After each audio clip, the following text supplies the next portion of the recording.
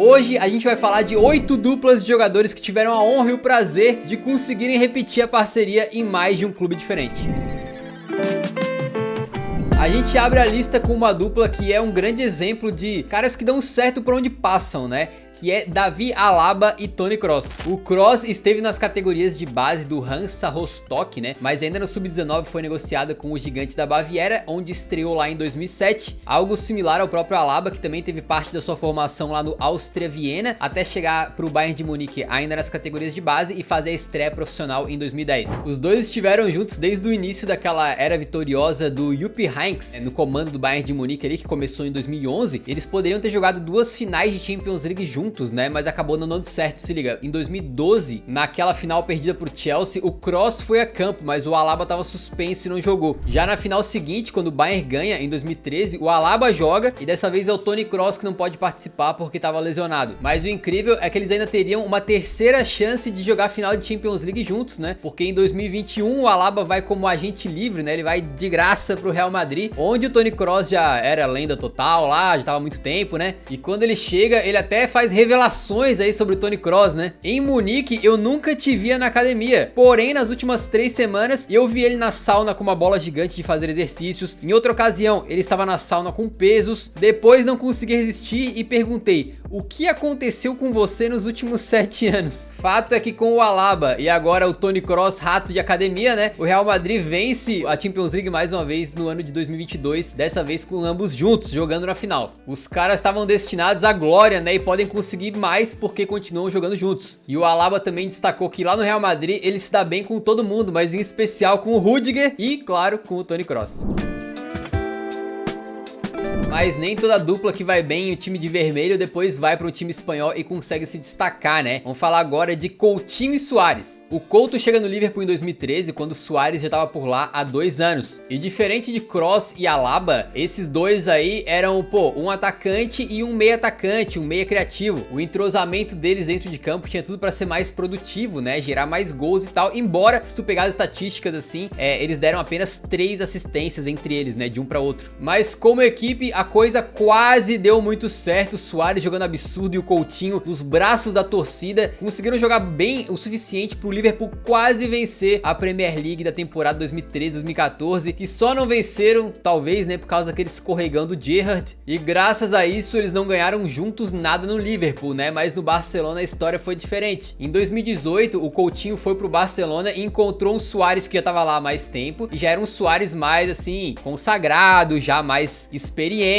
e havia uma esperança de que eles pudessem usar o entrosamento que eles tinham no Liverpool, agora no Barça, né? Só que a coisa acabou não dando tão certo aí. Por exemplo, a nível europeu, a melhor chance que eles tiveram na Champions League acabou sendo destruída pelo próprio Liverpool, né? Naquele 4-0. Mas não é que a reedição dessa parceria não rendeu em nada, né? Eles venceram alguns troféus aí domésticos na Espanha e também imprimiram pra cima do Real Madrid uma das maiores goleadas recentes do El Clássico, né? Quando o Barça meteu 5-1, amigo. Tempos depois, com o Coutinho já no Aston Villa, diz a lenda que o Gerrard queria levar o Suárez pra lá, né? E acabou não dando certo. Então, pra eles repetirem essa parceria por um terceiro clube, só se o Coutinho for jogar no Imortal.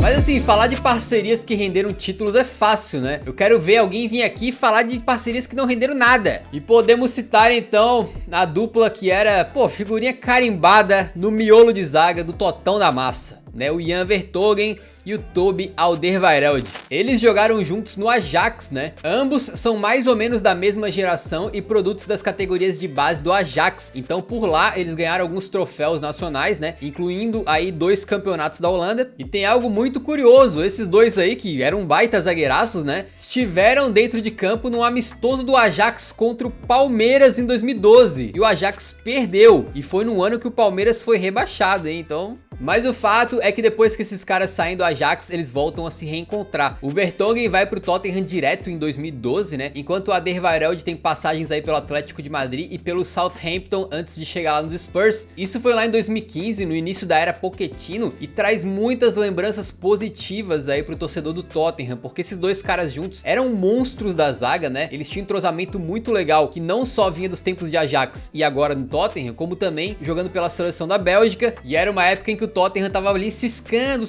batendo na trave na Premier League, depois na Champions. Mas já sabe, né? O jejum do Tottenham permanece até hoje, então eles não ganharam nenhum troféuzinho lá, a não ser a famosa Audi Cup. Bom, e ambos também eram figurinha carimbada na seleção da Bélgica, né? Durante muitos e muitos anos. Foram até titulares na Copa do Mundo de 2022, né, cara? Já passando bastante do auge aí, mesmo assim eles estavam lá. Foi uma vida praticamente inteira jogando juntos. Tanto é que o jogador que mais atuou com o Vertonghen na história, na carreira dele, foi o Alderweireld e vice-versa. Mas nem toda a dupla belga acaba saindo de mãos abanando de um clube inglês, né? Outros dois aí da ótima geração belga que conseguiram sucesso em mais de um clube foram aí Eden Hazard e Thibaut Courtois. Primeiramente eles estiveram juntos no Chelsea durante os áureos anos do Eden, né? O Courtois chega por lá em 2014, chega pra ficar na verdade em 2014, quando o Hazard já tava há 2 anos. E juntos eles conseguem vencer o inglesão com 2 treinadores diferentes, né? O Mourinho na temporada 14-15 e o Antônio Conte na temporada 16-17. E aí eu poderia dizer pra vocês que essa dupla aí acabou subindo de patamar ainda mais quando foram jogar no Real Madrid, né? Afinal ganharam aí Liga Espanhola, ganharam Champions League, mas todo mundo sabe que a carreira do Hazard entrou numa derrocada brutal quando ele foi jogar nos merengues. O Hazard é reservaço durante todo esse período aí, né? Enquanto o Courtois virou um goleiro excepcional, o melhor do mundo, defendendo a meta do Real. Só que de alguma forma o Hazard estando ali pode ter ajudado o goleirão belga. Se liga, quando o Courtois chega na primeira temporada dele, que foi 2018-19, ele vai mal, tá? E chega a ser vaiado pela torcida e criticado publicamente pelo Zidane. Aí o Hazard chega pra temporada 2019-20 e as coisas mudam da água pro vinho. O Courtois volta a catar muito, se consolida ali na meta do Real Madrid, assim, sem haver qualquer questionamento em relação a ele. E isso tudo culmina com aquela exibição gloriosa dele na Champions League 2021-22, quando o Real leva mais uma orelhuda pra casa, né? Pode-se dizer que o Hazard é pelo menos um talismã, né? Que quando ele tá junto ali, o Courtois vai bem e as coisas costumam dar certo. Hazard é um dos meus melhores amigos no futebol. Certamente quando um fundo de investimento estrangeiro compra um novo clube e quer fazer contratações bombásticas ali, não é nada mal você conseguir trazer um dos melhores zagueiros do mundo e um dos melhores atacantes do mundo, né? E foi isso que o Paris Saint-Germain conseguiu fazer lá em 2012. Zlatan Ibrahimovic e Thiago Silva eram 2 dos pilares do Milan, que até muito recentemente tinha sido o último esquadrão rossoneiro a conseguir vencer a Série A italiana, lá na temporada 2010-2011. Os dois viviam uma fase excelente, né? Com o Thiago Silva ali perto dos 28 anos e o Ibra já na casa dos 30. Era evidente que esses dois aí jogando muito bem teriam mercado em diversos clubes pela Europa e também assim com a saída deles o Milan entrou numa derrocada que demorou muitos anos pra conseguir superar, né? Mas o fato é que na época então o PSG pagou 21 milhões de euros pelo Ibrahimovic e 42 milhões pelo Thiago Silva, 2 ótimos negócios. Com o Thiago chegando a declarar que o Ibra só foi pra Paris porque ele também foi, né? Logo na primeira temporada eles já ajudaram o Paris Saint-Germain a ganhar a Ligue 1, com o Zlatan sendo artilheiro do campeonato com 30 gols. E eu não preciso nem dizer que jogando juntos eles deram muito certo por lá, né? Ganharam várias taças domésticas. E na verdade esses dois caras foram as primeiras grandes estrelas que aceitaram o projeto do Paris Saint-Germain. Ou seja, se o Paris é o que é hoje, muito é porque lá no início do projeto esses dois aceitaram, chegaram ali pra cortar o mato daquilo que o PSG é hoje em dia. E além disso, olha que interessante, o Thiago Silva disse que conversa com o Ibrahimovic regularmente, mesmo já jogando no Chelsea, né? E deu a entender que foi numa conversa com o Ibra que ele se inspirou a querer jogar bola até os 40 anos. Maneiro, né?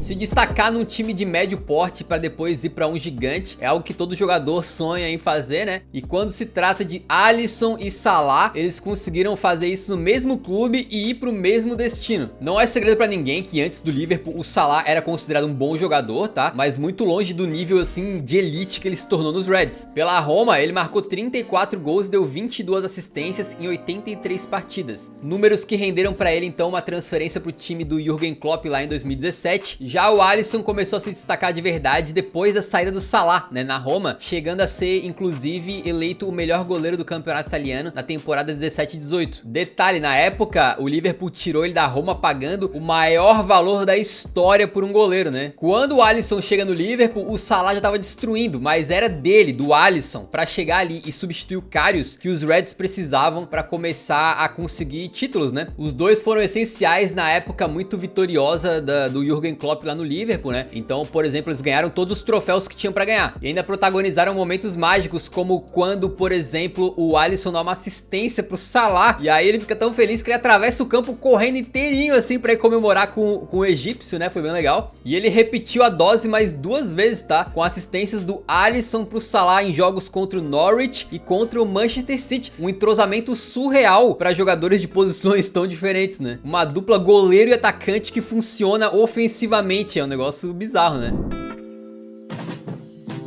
Lembra que a gente falou da dupla Alderweireld e Vertonghen, que ganharam muitos títulos no Ajax e quando foram pro Tottenham não conseguiram ganhar nada? Pois é, a próxima dupla aqui da lista é o contrário, né? A gente tá falando de Gareth Bale e Luka Modric, que no Tottenham desfilavam, jogavam muito bem, especialmente o Bale, mas é aquela coisa, infelizmente não teve jeito, os caras não ganharam nenhum troféu por lá e ambos acabaram virando sonho de consumo do Real Madrid. E aí que a história muda. Em 2012 o Real Madrid contrata o Modric e não demora muito pra na temporada seguinte já virar todas as atenções pro Bale. E o mais curioso é que a primeira temporada do Modric não foi muito boa, tá? No Real Madrid, tanto é que ele era banco e tal, e se especulava a saída dele. Pra vocês terem uma ideia, quando o Tottenham tava negociando o Bale, eles pediram, não, manda uma grana e mais o Modric de volta, né? Eles queriam o Modric assim na troca. Mas a velha raposa Florentino Pérez foi esperto, né? Não cedeu, o Modric continuou e o resto é história. E o Real Madrid também contratou o Bale, então por um valor que na época foi recorde do futebol. E Bale e Modric acabaram sendo peças fundamentais, então pro Real Madrid voltar a ser protagonista nas competições europeias, né? Em 2014, por exemplo, naquela Champions que eles ganham de forma assim miraculosa pra cima do Atlético de Madrid, é do Modric a assistência pro gol de empate do Sérgio Ramos e é do Flash galês o gol da virada na prorrogação que encaminha o título merengue, né? Juntos eles conquistaram um total de 5 orelhudas, amigo. Com o Modric sempre importante em todas elas, né? E o Bale variando, né, em importância aí durante sua carreira, mas também sendo decisivo em algumas finais, né? Ele foi incrível. E o Bale se aposentou recentemente, tendo no Luquita o jogador com quem ele mais compartilhou as 4 linhas do gramado. Foram nada mais nada menos do que 301 jogos juntos. E quando o Bale foi criticado pela sua falta de comprometimento e supostamente por sequer falar espanhol depois de muitos anos no Real Madrid, quem saiu em defesa dele, enquanto muitos jogadores ficaram em silêncio? O próprio Luka Modric. Uma parceria daquelas, né? E por falar em parceria daquelas, impossível não fechar falando de um espetacular bromance que cruzou países e clubes, né? Estamos falando de Neymar e Messi, ou Ney Messi pros mais chegados. Logo na primeira vez que jogaram juntos lá no Barcelona, eles já foram absolutamente bem sucedidos, né? Vencendo todos os títulos possíveis e até compartilhando uma artilharia de Champions League na temporada 2014-2015. Neymar e Messi sempre possuíram ali um entrosamento bizarro, talvez não só por eles serem ambos craques, né? Mas também por terem algumas qualidades semelhantes. Ambos são jogadores muito ágeis, né, dribladores, que conseguem definir as jogadas de forma magnífica, né, meter gol e tal, mas também que na armação são fantásticos. A forma como os caras se entendem dentro de campo ali é um deleite de ver, né, pra quem gosta do jogo bonito aí não tem como não apreciar. E tem até alguns momentos que indicam que esse entrosamento entre os dois saiu das 4 linhas, porque o Messi apareceu uma vez lá com o cabelo descolorido junto com o Neymar, né, o que um tempo atrás pareceria impossível, o Messi todo certinho, quietinho, sem gostar de chamar atenção e tal, mas daí virou amigo do Neymar e, né, meteu a ousadia no cabelo, né? E o entrosamento dentro de campo também dá pra ver pelos números aí, se a gente for puxar, o Neymar deu 22 assistências pra gols do Messi e o Messi devolveu com 20 assistências pra gols do Neymar. Então são números incríveis, tá? Um entrosamento assim bizarro. E os dois reeditaram essa parceria do Barcelona anos depois no PSG, né? O Neymar tava lá desde 2017 e o Messi tem que sair do Barcelona por problemas financeiros do clube lá em 2021. E os dois já em momentos bem diferentes, né? Assim, fisicamente abaixo do que eles estavam quando estavam jogando junto naquela temporada de 2014, 2015, por exemplo, no Barça, mas ainda assim com a qualidade bizarra de sempre e um entrosamento muito bom. Essa história ainda tá sendo escrita e só depois a gente vai poder dizer se eles foram tão bem sucedidos quanto nos anos do Barcelona. Mas o certo é que com essa dupla em campo sempre tem algo bonito acontecendo e os caras também aparentemente se dão bem fora dos gramados, né? Então pra gente, como espectadores aí, basta apreciá-los juntos. Então, cara, essas foram 8 duplas que a gente separou, tá? Obviamente teriam mais dezenas, talvez centenas ou milhares de casos de jogadores que atuaram juntos em mais de um clube. Não tem como colocar todos, beleza? Mas tá aí, a gente espera que você tenha curtido esse vídeo. Se curtiu, deixa o like antes de sair, que ajuda muito a divulgação do vídeo do canal pra mais gente. E nos vemos no próximo, então. Um grande abraço, falou!